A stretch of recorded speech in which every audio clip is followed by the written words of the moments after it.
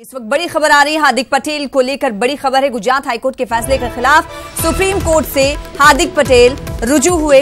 हार्दिक ने गुजरात हाईकोर्ट के फैसले पर रोक लगाने की अपील की है। हार्दिक की अर्जी दर्ज फहरिस्त में शामिल नहीं है।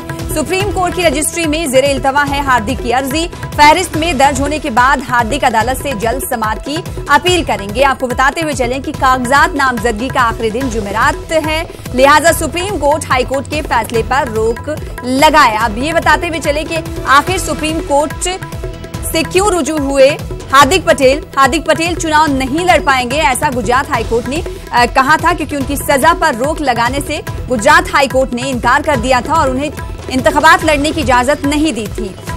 तोड़फोड़ के एक मामले में निचली अदालत ने हार्दिक पटेल को 2 साल की सजा सुनाई थी और जिसके बाद गुजरात हाईकोर्ट के फैसले पर रोक लगाने की अपील अब हार्दिक ने सुप्रीम कोर्ट में की है।